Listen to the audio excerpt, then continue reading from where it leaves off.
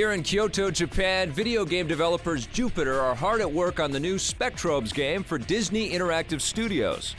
The game follows the continuing adventures of Rollin and Gina in the fight against the Crawl.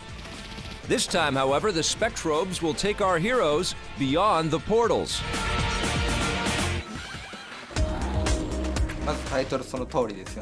In this title, we're taking players exactly where the title says. We're taking them beyond the portals. The portals are going to act like a gateway from one end of the universe to another.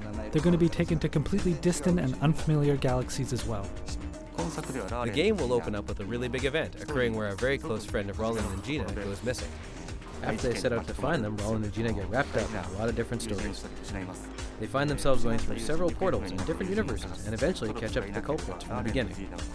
Without the aid of spectrobes, Rollin and Gina would not be able to fight against the Crawl or be able to locate and excavate fossils and minerals. We really felt that the action RPG genre was best suited for Spectrobes because kids are really going to want to take these monsters and characters and fully control them as they play through the game. So instead of going turn-based, we wanted to give them full control, so the action RPG genre was just perfect. One major thing that really went into creating the feel of Spectrobes was all of us going back to when we were kids and what seemed fascinating to us. For example, when we were young, excavation and science magazines were very popular, so we decided to put the excavation element into the game. I think going back to your childhood and finding those adventurous, fun things was the key point in creating the theme to the game. One of the new things we've done is added a lot of new variations in the environments and added different environments for excavation. We also changed the camera angle, which made it more exciting and also very new, so players that played the first game could come back and experience something new and want to come back another time.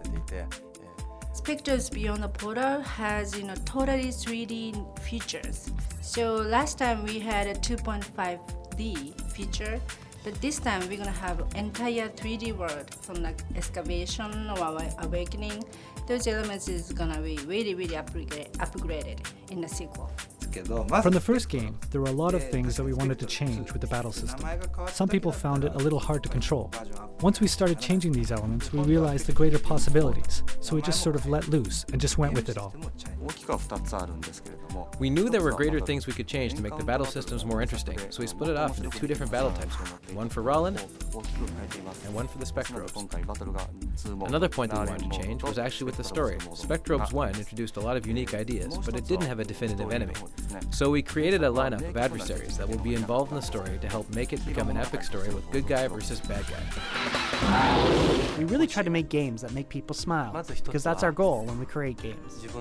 Creating a system like this is obviously very challenging, but from the very start we knew this was something that we wanted to do. Although it was very difficult to create the engine, it was something we were able to accomplish.